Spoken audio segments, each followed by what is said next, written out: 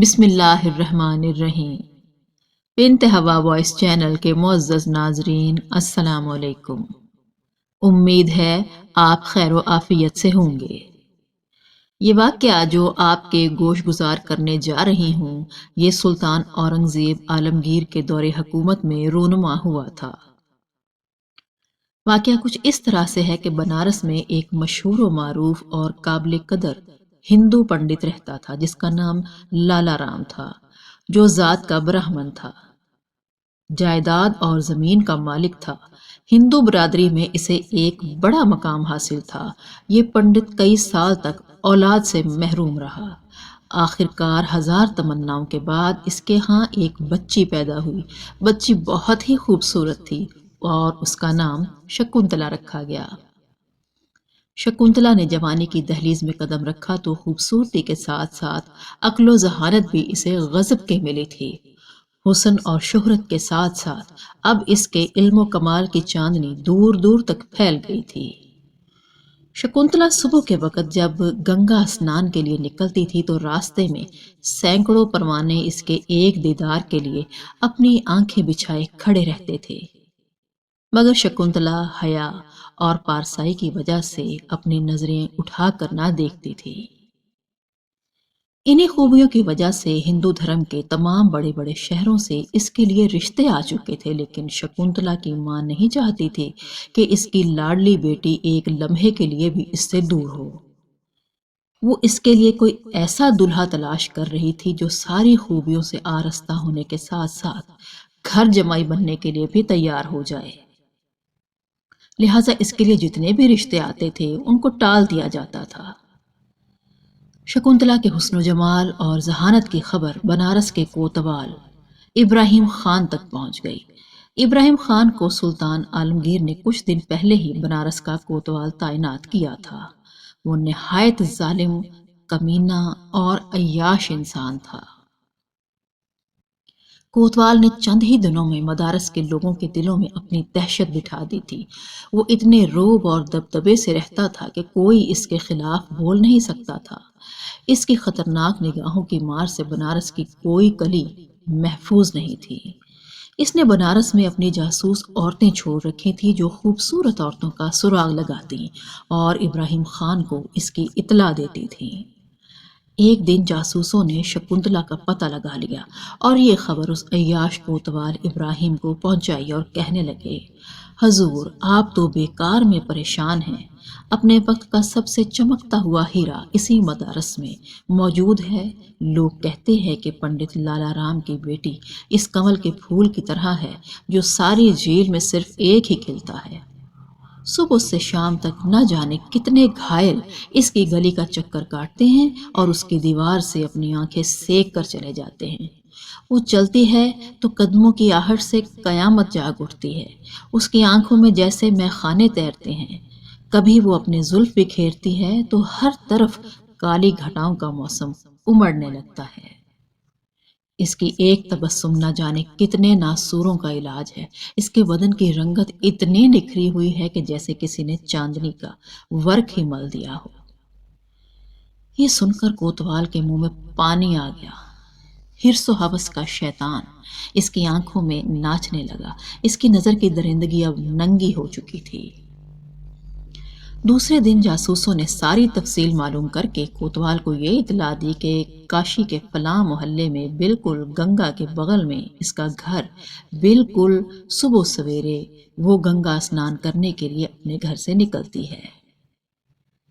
رات اور دن میں اس کے گھر سے نکلنے کا بس یہی ایک وقت ہے۔ کوتوال نے پنڈت لالا رام کو اپنے دربار میں بلوا لیا اور کہا کہ اے پنڈت، ہمیں یہ خبر ملی ہے کہ شکنتلا نام کی تمہاری ایک بیٹی ہے۔ ہم چاہتے ہیں کہ اسے اپنے گھر کی زینت بنائیں، لہٰذا اس کی ڈولی سجا کر میرے دروازے تک پہنچا دینا۔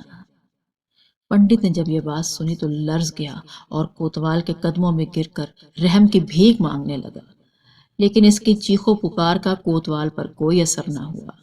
اس نے پنڈت کی آنکھوں میں آنکھیں ڈال کر دھمکی دیتے ہوئے کہا کہ تجھے صرف 1 ہفتے کی مہلت دیتا ہوں، اگر اس دوران میرے حکم کی تعمیل نہ ہوئی تو تمہاری بیٹی کی ڈولی میرے دروازے پر نہ لگی تو پھر یاد رکھنا میں اپنے سپاہیوں کے ذریعے سے زبردستی اٹھوا بھی سکتا ہوں۔ پنڈت روتا ہوا گھر آیا اور سارا ماجرا شکنتلا کو سنایا۔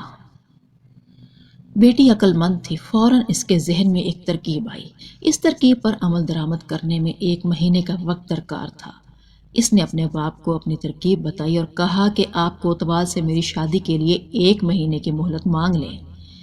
پنڈت کے کہنے پر کوتوال کی طرف سے 1 مہینے کی مہلت بھی دے دی گئی۔ اب شکنتلا نے مردانہ لباس زیبتن کیا، سر پر امامہ باندھا اور گھوڑے پر سوار ہو کر دلی کی طرف روانہ ہو گئی۔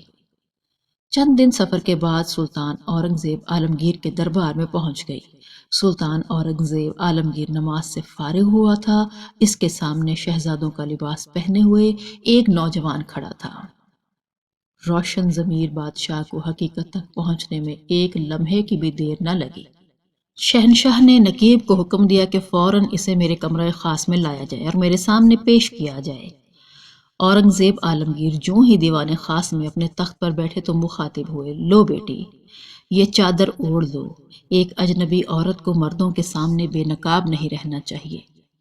اپنے عورت ہونے کا راز مت چھپاؤ، میں تمہاری فریاد سننے کے لیے ہی تو یہاں بیٹھا ہوں۔ یہ سن کر شکنتلا پھوٹ پھوٹ کر رونے لگی۔ اس نے ابراہیم خان کی ساری کرتوتیں بیان کر دیں۔ کہانی سننے کے بعد سلطان کا چہرہ غصے سے لال ہو گیا اور یہ حکم سنایا کہ 1 مہینے کی مہلت میں صرف کچھ دن رہ گئے ہیں، تم فوراً اپنے گھر لوٹ جاؤ اور اپنے ماں باپ سے کہہ دینا کہ وہ فوراً تمہاری ڈولی کا انتظام کرے۔ یہ سن کر شکنتلا کے سارے ارمانوں کا خون ہو گیا۔ اس کے پاؤں کے نیچے سے زمین کھسک گئی۔ وہ چادر کے ایک کونے سے اپنی آنکھوں کو پونچھتے ہوئے الٹے پاؤں واپس آ گئی۔ سارے راستے وہ یہی سوچتی رہی کہ بادشاہ نے اس کے ساتھ انصاف نہیں کیا۔ شاید بادشاہ بھی چاہتا ہے کہ میری شادی کوتوال سے ہو جائے، مگر پھر خیال آیا کہ بادشاہ کے منہ سے بیٹی کہہ کر پکارنا کوئی معمولی بات نہیں تھی۔ وہ ضرور اس کا حق ادا کریں گے، وہ ضرور میری مدد کے لیے اور اس ظالم کو سزا دینے کے لیے آئیں گے۔ جو تاریخ طے تھی، اس تاریخ پر شکنتلا کی ڈولی تیار ہو گئی۔ بوڑھا کوتوال خوشی سے پھولا نہیں سما رہا تھا۔ شہر کی سب سے خوبصورت لڑکی اور ملکہ حسن آج اس کے گھر کی زینت بننے جا رہی تھی۔ کسی نے خبر دی کہ شکنتلا کی ڈولی بہت قریب آ چکی ہے۔ بوڑھا کوتوال پیسے لٹانے میں مصروف ہو گیا۔ مدارس کے مکاریوں میں ایک لوٹ مچ گئی۔ کوتوال کا غرور اور جاگ اٹھا۔ وہ پیسے لٹاتا لٹاتا ڈولی کے قریب پہنچ گیا، مگر جب اس نے نظر اٹھا کر دیکھا تو سامنے شہنشاہ ہند اورنگزیب عالمگیر کھڑے تھے۔ کوتوال نے جیسے ہی دیکھا تو خوف سے کانپنے لگا۔ کوتوال بے حس و حرکت ہو گیا۔ غصے سے کانپتے ہوئے شہنشاہ نے کہا، اے ظالم، میں نے اسی کرتوت کے لیے تجھے کوتوال بنا کر بنارس بھیجا تھا۔ اس طرح دن دہاڑے حیا کا خون کرتے ہوئے تجھے ذرا بھی شرم نہیں آئی۔ اس ظلم کا تماشا رچاتے ہوئے تجھے یہ بھی خیال نہیں آیا کہ حق اور انصاف کے معاملے میں اورنگزیب کی تلوار اپنے اور پرائے میں کوئی فرق نہیں رکھتی۔ سارا ہندوستان اسلام کی پناہ میں ہے۔ یہاں کے لوگوں کی عزت اور آبرو اور جان و مال کی حفاظت ایک مسلمان کا فرض ہوتا ہے۔ غصے کے مارے بادشاہ اورنگزیب کا چہرہ لال ہو کر رہ گیا تھا، آنکھوں سے انگارے پھوٹ رہے تھے اور ایک کوتوال تھا جس کا خون خشک ہو رہا تھا۔ اتنے میں دلی سے چلا ہوا فوجی دستہ بھی آن پہنچا۔ کوتوال کی طرف اشارہ کرتے ہوئے بادشاہ نے حکم دیا کہ اس پاپی کو اس کے برے کرموں کی سزا دو تاکہ دوسروں کے لیے اس کا انجام ایک عبرت بن جائے۔ چنانچہ ایسا ہی ہوا اور سزائے موت کے طور پر اس کو یہ سزا دی گئی کہ اس کے دونوں پاؤں الگ الگ 2 ہاتھیوں کی ٹانگوں سے باندھ دیے جائیں اور پوری طاقت کے ساتھ ہاتھیوں کو الگ الگ سمت میں دوڑایا گیا، یہاں تک کہ کوتوال کو سب کے سامنے 2 حصوں میں چیر دیا گیا۔ سارا بنارس اورنگزیب رحمت اللہ علیہ کے رحم و انصاف کے گن گانے لگا۔ شکنتلا کی ڈولی اس کے گھر واپس بھیج دی گئی تھی۔ تبھی بادشاہ بھی اس کے گھر پہنچ گیا اور پہنچتے ہی حکم دیا کہ میں پیاس کی شدت سے بے تاب ہوں، مجھے سب سے پہلے پانی پلایا جائے۔ میں اس دن سے پیاسا ہوں جس دن سے شکنتلا میرے سامنے اپنی فریاد لے کر آئی تھی۔ اس دن میں نے اپنے خدا سے وعدہ کیا تھا کہ جب تک میں ایک مظلوم پنڈت اور اس کی بیٹی کو انصاف نہیں دلاتا، پانی کا ایک قطرہ بھی اپنے حلق سے نہیں اتاروں گا۔ یہ سن کر شکنتلا نے روتے ہوئے کہا کہ اے بھارت کے سوامی، مجھے پورا وشواس تھا کہ آپ نے جسے اپنی بیٹی بنایا ہے اس کی لاج بچانے کے لیے ضرور آئیں گے۔ اپنی محبوب رعایا کے ساتھ یہ ناانصافی آپ سے ہرگز برداشت نہیں ہوگی۔ اسی لیے میں نے اپنی زمین پر ایک چبوترا پہلے سے ہی بنوا دیا تھا تاکہ ہمارے شہنشاہ جب یہاں آئیں گے تو نماز پڑھنے کے لیے انہیں کوئی پاک جگہ تلاش نہ کرنی پڑے۔ اورنگزیب عالمگیر رحمۃ اللہ علیہ نے پہلے وضو کیا، پھر 2 شکرانے کے نفل ادا کیے۔ اس کے بعد کچھ کھایا اور پانی کے چند گھونٹ پی کر واپس جانے لگے تو پنڈت لالا رام ہاتھ جوڑ کر سامنے کھڑا ہو گیا اور کہنے لگا، جہاں پناہ، اس چبوترے کو آپ نے اپنے سجدے سے پاک بنا دیا ہے۔ اب ہم اسے کسی دوسرے کام میں استعمال نہیں کر سکتے، اس لیے ہم اپنے دل کی گہرائیوں سے اس زمین کو مسجد کے لیے وقف کرتے ہیں۔